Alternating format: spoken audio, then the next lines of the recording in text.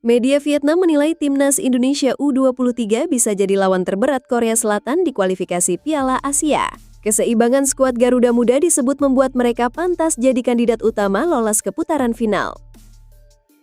Timnas Indonesia kini hanya terpaut 5 peringkat dari Vietnam di ranking FIFA terbaru. Meski peluang menyalip belum langsung terbuka, kemenangan di laga resmi September bisa memperkecil jarak. Masa depan Mads Hilger di FC Twente makin tak jelas karena persaingan lini belakang yang padat. Manajemen klub hanya memberi satu opsi, perpanjang kontrak atau siap tersingkir.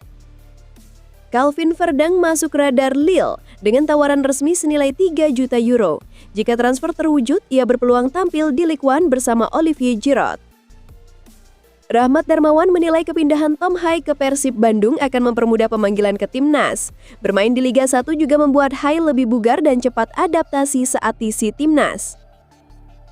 Jangan lupa klik tombol subscribe dan aktifkan lonceng notifikasi agar Anda tidak ketinggalan setiap pembaruan penting dari kami. Simak selengkapnya hanya di Timnas Gol ID. Menjelang bergulirnya kualifikasi Piala Asia U23, sorotan publik sepak bola Asia tertuju pada Timnas Indonesia U23. Media Vietnam Soha secara khusus mengulas kekuatan Garuda Muda di bawah komando pelatih Gerard Vandenberg. Soha menegaskan bahwa Korea Selatan tidak bisa memandang remeh Indonesia yang kini dinilai tampil semakin solid dan matang. Di antara tim satu grup, hanya Indonesia yang berpotensi menjadi pesaing serius Korea Selatan. Jika Laos dan Macau diperkirakan tidak banyak memberikan perlawanan, maka Indonesia disebut sebagai lawan yang bisa menyulitkan sang favorit juara grup. Soha bahkan menilai skuad Garuda Muda adalah kandidat utama untuk bersaing memperebutkan tiket menuju Piala Asia. Kekuatan utama Indonesia disebut terletak pada keseimbangan komposisi pemain. Perpaduan antara talenta lokal terbaik dengan pemain naturalisasi memberikan kedalaman skuad yang impresif. Sejumlah nama juga sudah dikenal di level timnas senior, sebuah keunggulan yang jarang dimiliki oleh tim lain di kawasan. Di sektor pertahanan muncul sosok Dion Marks, bek muda yang memperkuat NEC Nijmegen U21 di Belanda. Kehadirannya disebut menjadi tambahan penting bagi lini belakang Indonesia yang terus berkembang. Sementara itu di lini serang, nama Rafael Struijk kembali mendapat sorotan. Striker yang sudah berpengalaman bersama timnas senior ini diprediksi akan menjadi ujung tombak berbahaya. Ia berpotensi membentuk duet mematikan bersama Jens Raven, pemain yang tampil menonjol pada ajang Piala AFF U23 sebelumnya. Tak hanya dua nama itu, Soha juga menyoroti sejumlah pemain lain yang dianggap sebagai aset penting. Kadek Arel, yang dikenal dengan kemampuan bertahan dan distribusi bola yang baik, serta Hoki Caraka, penyerang muda dengan naluri gol tinggi, dipandang mampu memberikan variasi strategi bagi pelatih Vandenberg. Kombinasi ini membuat Indonesia memiliki banyak opsi dalam menyusun skema permainan, baik saat menghadapi lawan yang bermain menyerang maupun bertahan. Update terbaru ranking FIFA resmi dirilis pada Jumat 29 Agustus 2025. Dalam daftar tersebut, Timnas Indonesia masih menempati posisi 118 dunia dengan total 1.154 poin. Di kawasan Asia Tenggara, skuad Garuda berada di urutan ketiga di bawah Thailand yang menghuni peringkat 103 dan Vietnam di posisi 113. Selisih Indonesia dengan Vietnam kini semakin tipis, hanya berjarak 5 peringkat. Perbandingan ini terasa mencolok jika melihat kondisi 4 tahun lalu. Pada Mei 2021, Vietnam yang saat itu dilatih Park Hang-seo menempati peringkat 92 dunia, sementara Indonesia terpuruk di urutan 172. Artinya, kala itu jarak keduanya mencapai 81 peringkat. Perkembangan ini memunculkan satu pertanyaan besar di kalangan pecinta sepak bola nasional. Bisakah timnas Indonesia segera melampaui Vietnam di ranking FIFA? Potensi itu terbuka, namun belum dalam waktu dekat. Pada September 2025, Indonesia dijadwalkan menjalani 2 pertandingan resmi.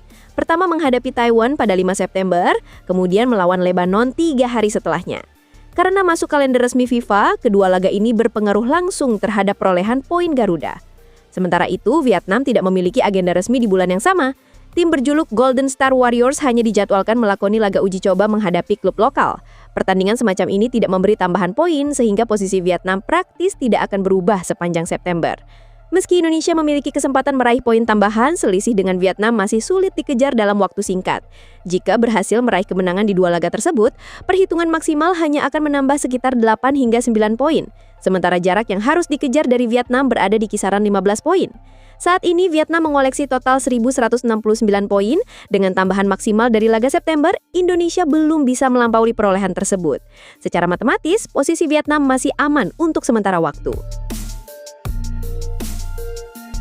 Mads Hilger menghadapi situasi yang cukup rumit di klubnya FC Twente.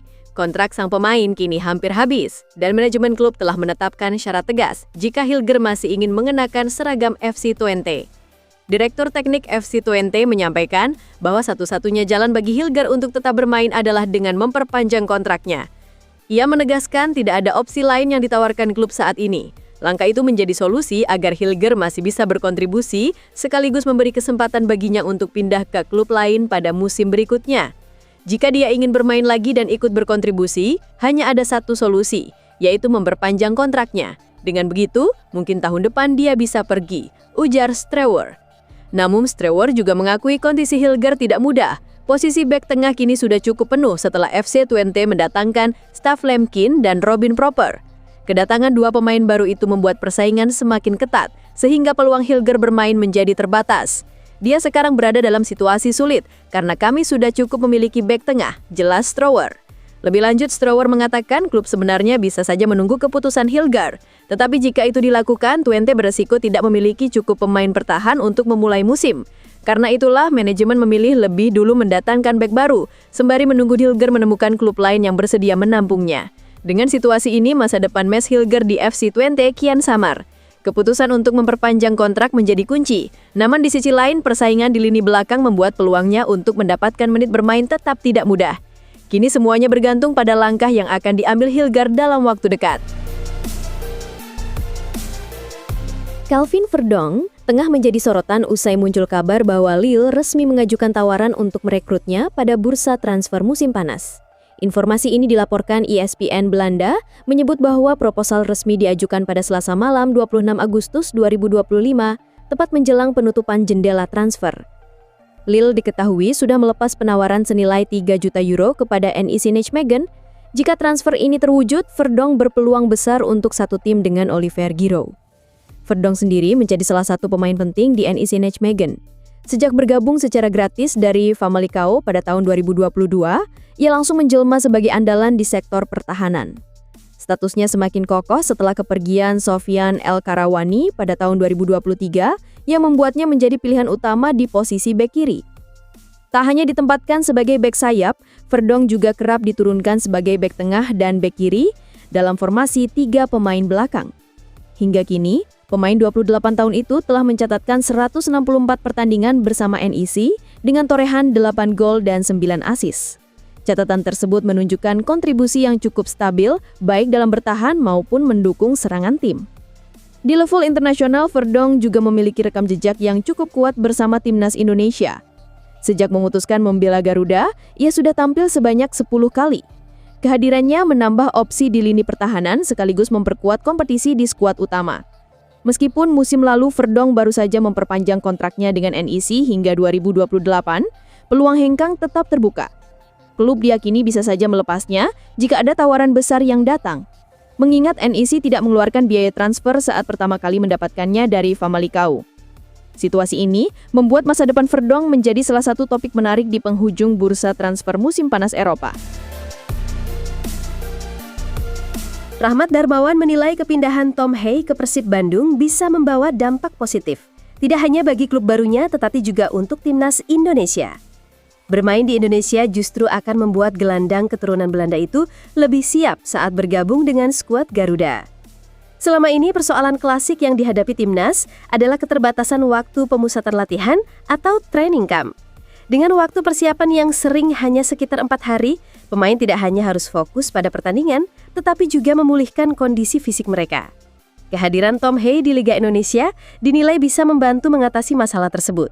Bermain di kompetisi domestik membuat Hey tak perlu lagi melakukan perjalanan panjang dari Eropa menuju Indonesia. Hal ini akan mengurangi resiko kelelahan dan mempercepat proses pemulihan sebelum membela timnas. Rahmat menyebut fase recovery menjadi lebih ideal karena Hey bisa langsung beradaptasi dengan ritme kompetisi dan atmosfer sepak bola Indonesia. Dalam pandangannya, kepindahan Hey ke Persib bukanlah pilihan yang keliru. Ia menilai keputusan tersebut tentu sudah melalui pertimbangan matang, baik dari sisi karir, performa maupun usia sang pemain. Bagi Rahmat, yang terpenting bagi seorang pesepak bola adalah menit bermain yang konsisten. Ia menekankan bahwa kualitas sebuah kompetisi, apakah lebih tinggi atau lebih rendah, bukan menjadi masalah utama. Yang terpenting adalah pemain bisa tampil maksimal di setiap pertandingan dan menjaga performa. Dengan begitu, kontribusi yang diberikan untuk klub maupun timnas tetap terjaga. Rahmat menambahkan, kehadiran Hey di Liga 1 akan semakin memperkaya kualitas kompetisi. Selain itu, timnas Indonesia juga akan diuntungkan karena semakin banyak pemain inti yang merumput di dalam negeri. Situasi ini mempermudah pemanggilan pemain sekaligus mempercepat proses adaptasi saat mereka bergabung dalam pemusatan latihan.